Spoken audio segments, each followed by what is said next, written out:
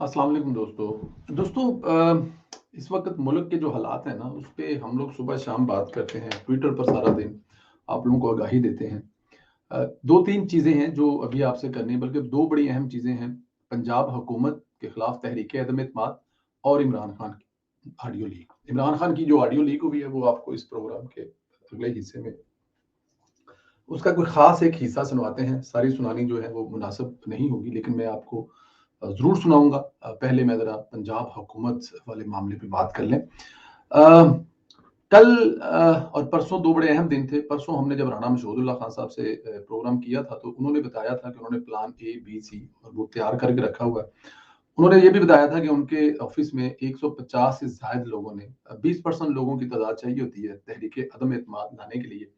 तो वो more than enough 150 से ज़्यादा लोगों ने उस पर साइन किए थे, जिसमें पाकिस्तान पीपल्स पार्टी के थे, पाकिस्तान मुस्लिम लीग नून के थे, जिन्होंने सिग्नेचर किए थे, तो वो तहरीक अदम एतमाद आज जमा करवा दी गई है।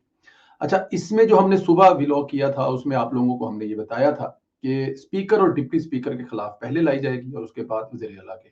लेकिन ये तीनों के खिलाफ ही अभी एक ही दफ़ा में तहरीक अदम एतमाद जो है ना, वो जमा करा दी गई है। अब देखना ये है कि आने वाले दिनों में इस पर कैसे मतलब पहले किसके खिलाफ आई जाती है या पहले किसके खिलाफ की जाती है। लेकिन जो मुझे लग रहा है वो यही है कि ये पहले तहरीक अदम एतमाद जो है उस पर। अच्छा, यहाँ पे दो चीजें हैं। वज़ीर आला के इंतखाब के लिए आपको हाथ खड़े करके हाज़िरी लगवानी पड़ती है, लेकिन स्पीकर और डिप्टी स्पीकर के खिलाफ जो है वो खुफिया रायशुमारी होती है। अब डिप्टी और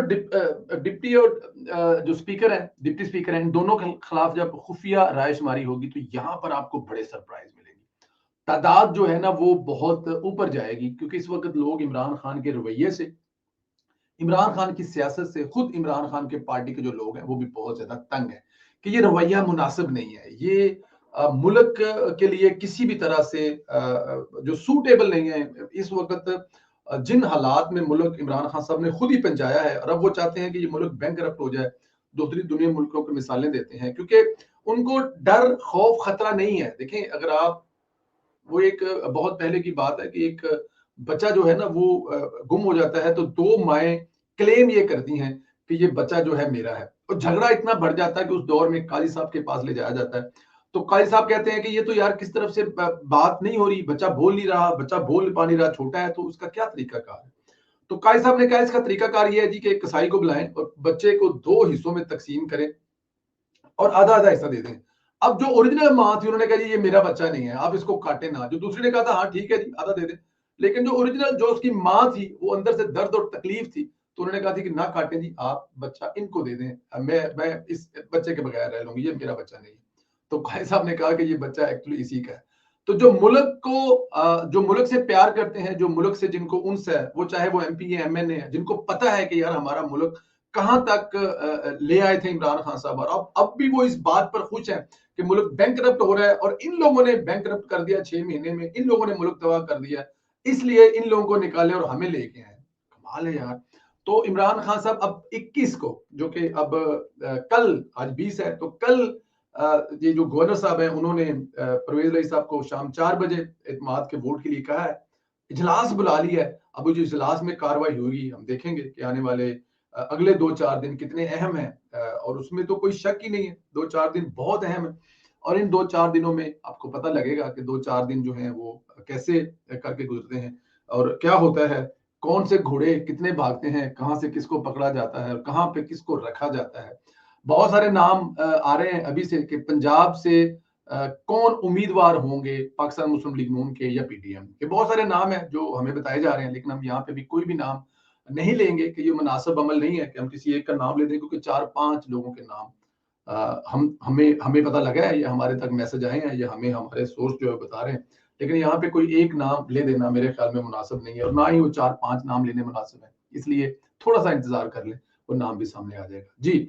मुल्क के लिए देखें, इस वक्त मुल्क के तमाम अदारे एक जगह पे एक पेज पर हैं, इसलिए कि मुल्क के तमाम अदारों को मुल्क की मईशत का पता है कि इस वक्त मुल्क की मईशत कहाँ खड़ी है।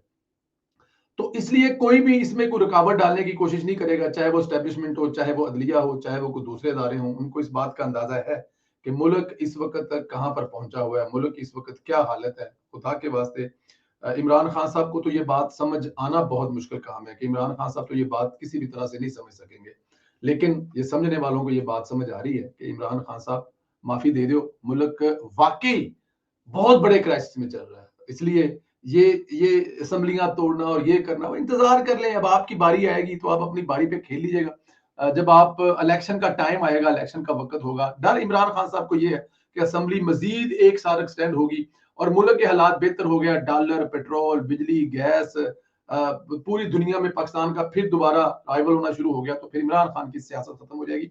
मैं आपको पहले भी बता चुका हूं कि इमरान खान की सियासत सिर्फ और सिर्फ दूसरों की नाकामी पर है, अपनी कामयाबी कोई नहीं, अपना कारनामा कोई नहीं, अपना कोई ऐसा प्रोजेक्ट कोई नहीं है जो दिखाकर आप लोगों से वोट मांगा जाए। एक ही प्रोजेक्ट है इमरान खान साहब का, और वो है किसी भी तरह से ये हुकूमत नाकाम हो जाए ताकि इमरान खान साहब को उसका कोई फायदा हो जाए। जी, इमरान खान साहब की ऑडियो कॉल, पहले आपको वो ऑडियो कॉल सुनाए और फिर उस पर बात करते हैं। पहले ये ऑडियो सुनिए। तुम सो तो नहीं गए? तो जल्दी से आओ वापस ना। कैसे आओ? क्या सर, तबीयत ठीक नहीं और इस वक्त सो सोर that I am in bed. तुमने मेरा क्या हाल किया? मैं अभी वो डॉक्टर को निकाल कर तो नहीं दिखा सकती, बदतमीज। तो क्या करने लगी? अब तुम नहीं आ सकती? नहीं, मैं नहीं आ सकती। I can't leave her like this ना। मेरे उसको वो न्यूबलाइजर वगैरह की जरूरत है। फिर कब, अगले कब? So sore, I want to kill you. ये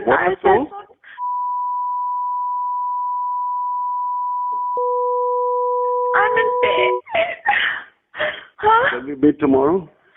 हाँ, are you free tomorrow?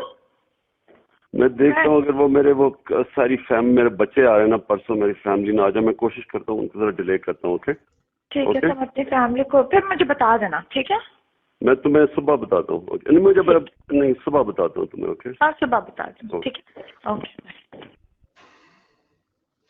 ये 70 साल के एक बूढ़े इमरान खान की आवाज है, जिसके बारे में सोशल मीडिया पर इस वक्त एक बहुत बड़ी बहस चल रही है, और इनके साथ कौन सी खातून है मैं इस बहस में नहीं पढ़ना चाहता, और ना मैं इस बहस में पढ़ना चाहता हूं कि ये बिल्कुल मुनासिब अमल नहीं है। हम नहीं चाहते कि इस तरह का जो कल्चर है वो आगे बढ़ाया जाए। खुदारा ये जो भी हैं, इसके पीछे जो भी लोग हैं वो खुदा का खौफ करें इस मुल्क पर, इस मुल्क के सियासतदानों पर। वो मतलब ये असली है नकली है, इमरान खान की शख्सियत, इमरान खान के बचपन, इमरान खान की जवानी, इमरान खान की हरकतें, इंडिया और आई डोंट नो अमेरिका, उसकी नजायज बेटी, मैं उन चक्करों में नहीं बढ़ना चाहता। मैं शायद आप लोग चाहते हैं कि इस पे कोई मैं बात करूं, लेकिन मेरे ख्याल में मैं कम अज कम क्या इस पे बात करूं। अब आप लोगों ने ऑडियो सुन ली है, अब आप लोग खुद ही फैसला कर लें कि इमरान खान साहब क्या है। इमरान खान साहब रियासत मदीना के नारे लगाकर मेरे और आपके बच्चों को एक ऐसा पाकिस्तान देने के वादे करके जिसमें हम ना किसी के गुलाम होंगे, ना हम किसी के जेर असर होंगे, और हम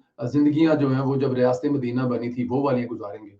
और रियासत मदीना बनाने वालों की हरकतें, मेरे ख्याल में इस पे कोई मेरे पास अल्फाज नहीं है। मैं चाहूँ तो इस पे बहुत बोल सकता हूँ, ऐसे मौके बार बार नहीं मिलते, लेकिन मैं अपनी तरबियत के हाथों मजबूर इमरान खान की इस हरकत पर कोई बात नहीं कर रहा। अपना ख्याल रखें, इजाजत दें। ऑडियो आपने सुन ली है। अल्लाह ताला की ज़ात आप लोगों को अपने हिफ्ज़-ए-अमान में रखे।